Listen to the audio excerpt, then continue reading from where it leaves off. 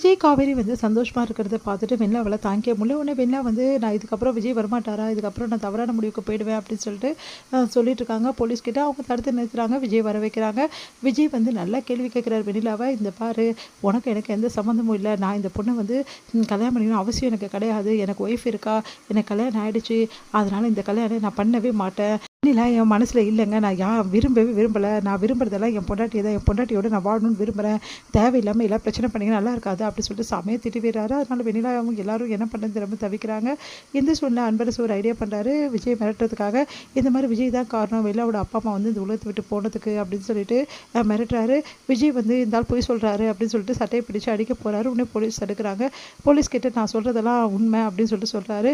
அதை கேட்டு போலீஸும் விஜய் அரெஸ்ட் பண்ணிட்டு போகிறாங்க. இதை பார்த்து வெண்ணிலா எல்லாருமே அதிர்ச்சி அப்படியே பார்த்துட்டே இருக்காங்க. இந்த விஷயம் வந்து பார்க்குறாங்க. காவேரி டெலிகாஸ்ட் ஆகுது டிவியில். பார்த்து செமையாக டென்ஷன் ஆகிறாங்க. உடனே வந்து நேராக போகிறாங்க வெண்ணா இருக்க இடத்துக்கு. வெண்ணாவை செம்ம திருத்திட்டுறாங்க. சே, நீ எல்லாம் ஒரு பொண்ணா, கேவலமால உனக்கு இப்படிலாம் பண்ணுறதுக்கு உன் அப்பா அம்மா வச்சு கேம் விளையாடுவியா?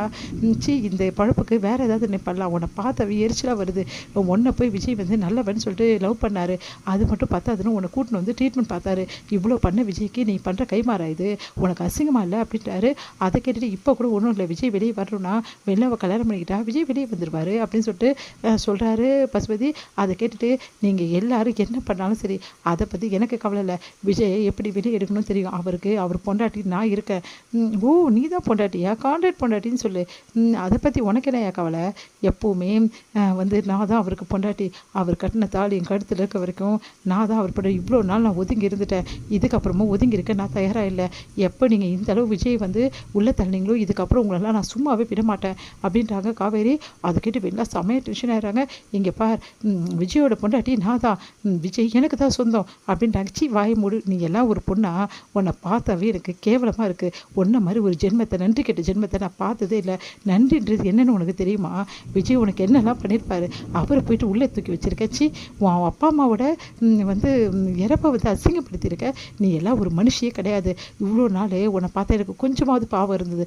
ஆனால் எப்போ உங்கள் அப்பா அம்மாவை வந்து இந்த மாதிரி வந்து ஆக்சிடெண்ட்டில் இறந்ததுக்கு காரணம் விஜய் தான் சொல்லிட்டு இந்த மாதிரி வந்து அவரை உள்ளே தள்ளினீங்களோ இதுக்கப்புறம் உன் மேலே இந்த சின்ன சின்ன கொஞ்சோடு இறக்க கூட எனக்கு போயிடுச்சு.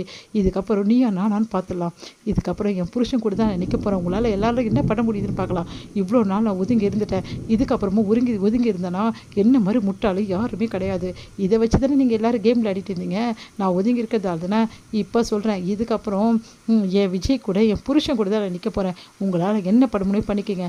அதுக்கப்புறம் இன்னொரு விஷயம், நீங்கள் எல்லோரும் வந்து சொல்லிட்டு இருக்கீங்களே விஜய் வந்து உள்ளே தள்ளிட்டோன்னு சொல்லிட்டு அந்த நிம்மதியை இன்னும் கொஞ்ச நாள் போக போகுது. இன்னும் கொஞ்சம் நேரம் தான். என் விஜயை எப்படி வெளியே எடுத்துகிட்டு வரணும்னு எனக்கு தெரியும் அப்படின்னு சொல்லிட்டு போகிறாங்க. கேட்ட வெண்ணிலா அப்படியே அதிர்ச்சியாக உட்காராங்க. நீ கவலைப்படாதம்மா, அதெல்லாம் விஜய் வெளியெல்லாம் எடுக்க முடியாதுமா. நான் அப்போவே சொன்னேன்ல அங்கிள், இதெல்லாம் வேணான்னு சொல்லிட்டு ஏன் இப்படிலாம் பண்ணீங்க? விஜய் பாவம், அவர் எந்த தப்புமே செய்யலை. தேவையில்லாமல் அவர் உள்ளே தள்ளிட்டீங்க. இப்போ பார்த்தீங்களா, அவள் இதையே வச்சு விஜய் மனசில் அவள் தான் இருப்பா. அதுக்கப்புறம் விஜய் வந்து என்னை ரொம்ப வெறுத்துட போகிறாரு. எல்லாம் உங்களால் தான் அப்படின்னு சொல்லிட்டு வெண்ணிலா சொல்லிட்டு இருக்கா. அதெல்லாம் முடியாதுமா, அவளெல்லாம் வெளியே எடுக்க முடியாது. நம்மக்கிட்ட ஸ்ட்ராங்காக நம்ம சம்மதி இருக்காரு. இவருக்கு ஒன்றும் பண்ண முடியாது. இவளை பார்த்தாவே அவருக்கு ஆவாதுமா, நீ கவலைப்படாதம்மா அப்படின்னு வந்து சொல்லிட்டு இருக்காரு பசுபதி. ஆமாம் வெண்ணிலா, நீ கவலைப்படாதீங்க, சொன்னா கேளுங்க. நீங்கள் அழாதீங்க. விஜய் எப்படியும் யாராலும் எடுக்க முடியாது. நீங்கள் மட்டும்தான் மனசு வச்சா காப்பாற்ற முடியுற நிலைமைக்கு நாங்கள் கொண்டு வந்துட்டோம். இப்போ விஜய் நம்ம வழிக்கு வந்து தான் ஆகணும். கூடிய சீக்கிரம் உங்களுக்கும் விஜய்க்கும் கல்யாணம் பண்ணி வைக்க வேண்டியது எங்களோட பொறுப்பு. நீங்கள் கவலைப்படாதீங்கன்னு இதெல்லாம் நடக்குமான்றாங்க. கண்டிப்பாக நடக்கும் அப்படின்றாங்க வெண்ணிலா. இங்கே வந்து விஜய் பார்க்க காவேரி போகிறாங்க.